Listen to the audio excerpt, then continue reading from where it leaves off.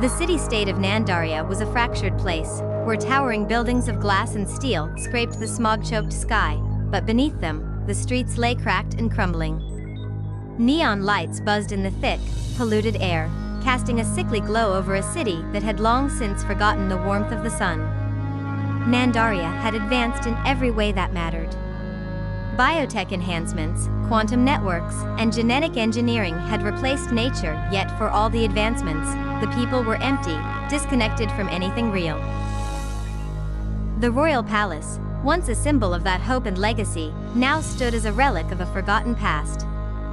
King Alden and Queen Lyra, though still rulers of the city, were little more than figureheads.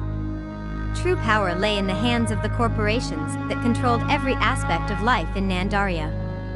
Of these corporations, M-Corp was the most feared, a technological giant that held a stranglehold on the energy grid and bioengineering sectors. Its enigmatic CEO, Malva, was more a shadow than a person, rarely seen but ever present in the whispers of those who feared the corporation's influence. In this bleak future, even the simple desire to have a child was fraught with moral dilemmas. Genetic blueprinting had become the norm. Children weren't born, they were made, designed in sterile labs to fit the needs of a decaying society. But King Alden and Queen Lyra, despite the growing pressure from the corporations, had resisted this practice. To them, life was sacred, not something to be engineered for convenience. And so they remained childless, despite the endless technologies at their disposal. One day, as Queen Lyra wandered through the synthetic garden of the palace, a place where the roses bloomed under artificial sunlight, their petals cold to the touch, she noticed something odd. In the stream that ran through the garden, a small fish, struggling against the flow, caught her eye. Its metallic scales glinted in the artificial light, and without hesitation, Lyra reached down, pulling the strange creature from the water. To her astonishment, the fish spoke, its voice crackling like an old transmission. "You have shown kindness," it said, its tone mechanical but somehow ancient, "and in return, your deepest wish shall be granted. Soon, you will have a daughter." Lyra's heart surged with hope. "A daughter," she whispered, barely daring to believe. The fish blinked its glowing eyes. "Yes, but her fate is bound to the forces that control this world. Tread carefully."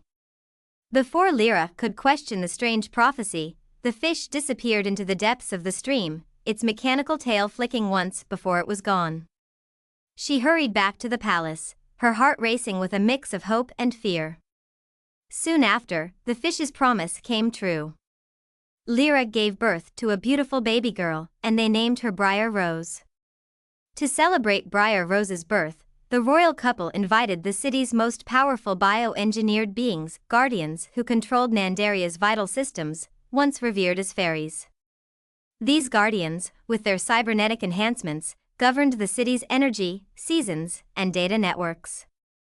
The most powerful among them was Morgoth, the guardian of fate, whose knowledge of destiny was woven into the quantum infrastructure of Nandaria. Orla, the volatile guardian of seasons, manipulated the artificial weather systems, while Astra, the guardian of stars, maintained the satellite arrays that orbited above the smog-filled skies. Silva, the guardian of the forests, oversaw the remaining bioengineered plant life that struggled to survive in the city's controlled climate. Malva, the CEO of M-Corp and once the guardian of energy, was also a significant figure in the corporate world. However, while still powerful, Malva had distanced herself from the court and its rituals. Her company controlled the energy grid that kept Nandaria running, but her interests had long shifted toward other ventures, especially bioengineering, where M-Corp's influence was most keenly felt. Though she was not explicitly cast aside from the court, her absence from these ceremonial events was notable. Her bitterness festered with every passing year, particularly as she perceived herself to be above the ceremonial traditions that once held value. On the day of the celebration, the 12 invited guardians gathered around Briar Rose's cradle, each offering a gift. Morgoth blessed her with wisdom, Orla granted her grace, and Astra promised her clarity of vision. One by one, the guardians bestowed their blessings, their voices mechanical but resonant with power. But just as the 11th guardian finished, a cold, sharp gust of wind swept through the hall, extinguishing the artificial lights. The grand doors slammed open, and in strode Malva, her presence a dark storm of corrupted energy. Dressed in the sharp, polished attire of a corporate magnate, her eyes glinted with malice as she surveyed the room. "Oh, don't mind me," Malva said with a bitter smile, her voice a low hiss of static. "I wasn't invited, after all. I just thought I'd stop by." The courtiers froze, their faces pale under the dim emergency lights. King Alden stepped forward, his voice tight with tension. "Malva, this was not intentional?" Malva interrupted, her lips curling into a sneer. "Spare me your excuses. You and your court have cast me aside for years. But now, I'll return the favor." She approached the cradle, where CyberRose lay sleeping peacefully. Malva leaned over the baby, her dark wings trailing faint sparks of corrupted data. "Such a beautiful child," she cooed, her voice cold. "It's a shame she won't live to see her 16th year." Gasps echoed through the hall as Malva's eyes gleamed with malevolent delight. On her 15th birthday, she will touch the spindle of fate and fall into an eternal sleep. This was unbelievable to everybody, an outrage that someone, particularly of Malva's age and standing in society, could curse a baby, to death no less, just because they were not invited to a baby's party. Queen Lyra rushed forward, her voice breaking with desperation.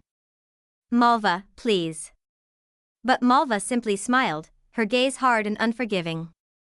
"There is no escaping fate."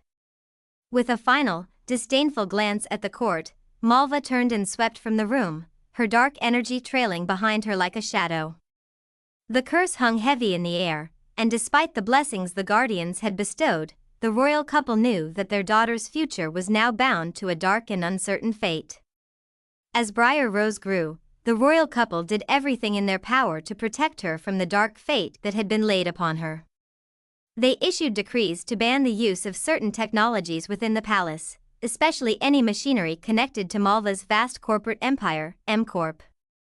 They warned her of the dangers lurking in the world outside the palace walls, and though they spoke little of the curse directly, the shadow of Malva's words hung over their lives.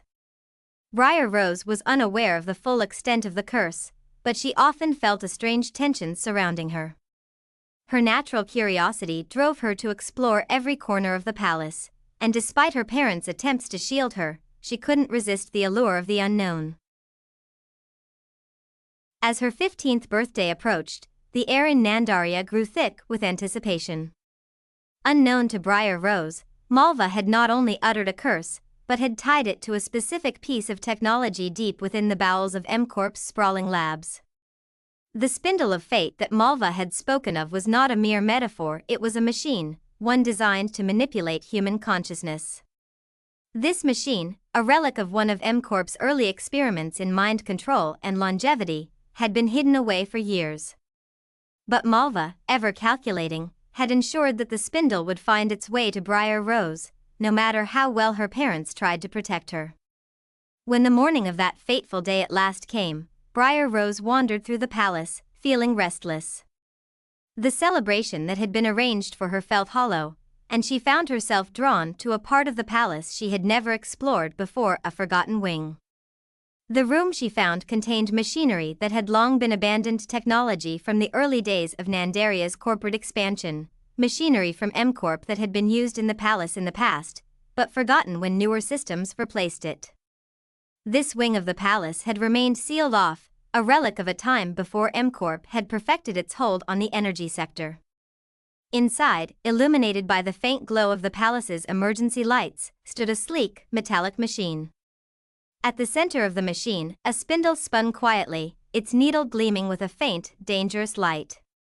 CyberRose's curiosity got the better of her. Without thinking, she reached out to touch the spindle.